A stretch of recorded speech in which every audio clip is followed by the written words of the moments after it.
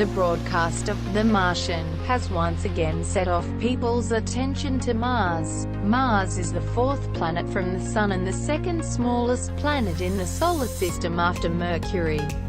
Mars is often referred to as the red planet, because the reddish iron oxide prevalent on its surface gives it a reddish appearance that is distinctive among the astronomical bodies visible to the eye. Mars is also a terrestrial planet with thin atmosphere, having surface features reminiscent both of the impact craters of the Moon and the valleys, deserts, and polar ice caps of Earth.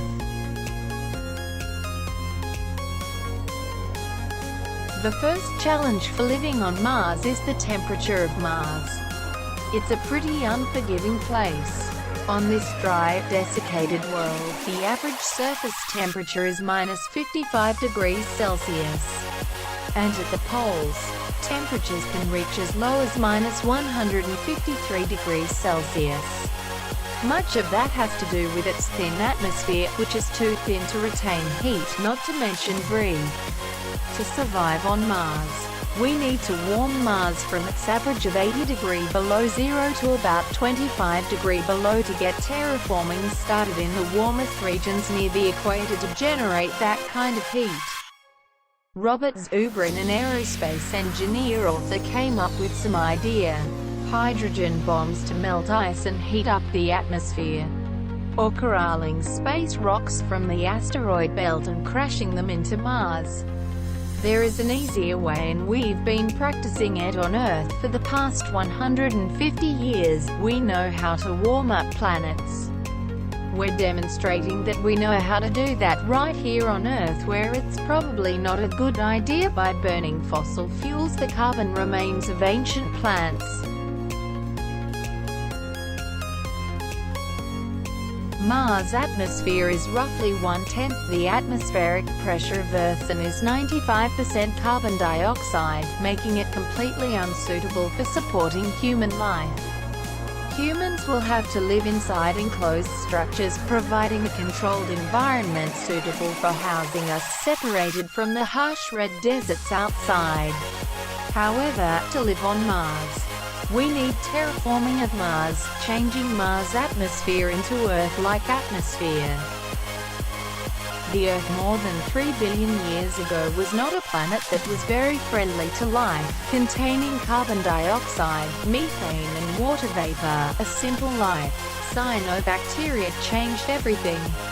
They spent many years on photosynthesis, absorbed carbon dioxide, produced a lot of oxygen, and finally generated the atmosphere in the Earth. Currently, Mars is similar with the Earth years ago. Also contained a lot of carbon dioxide, which is providing the source for cyanobacteria photosynthesis. Another way to create oxygen is by passing the current of electricity through water, and creating hydrogen and oxygen gases. The process is called electrolysis.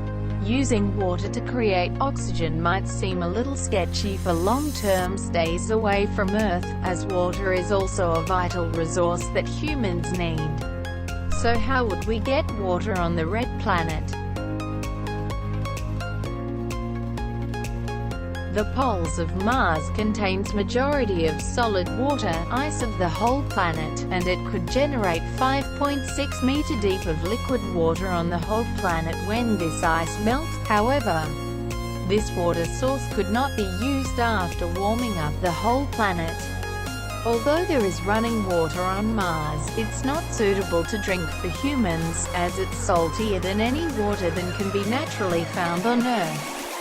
Much of that salt is in the form of perchlorate, Earth use for propellants and not for salting our food, because perchlorate can do serious damage to our thyroid gland, skin, breasts and gastrointestinal tract.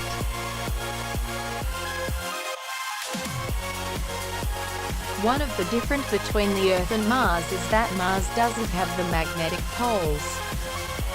The magnetic poles of the Earth can protect us by blocking majority of radiation from the Sun or outer space, without the protection of magnetic field from magnetic poles.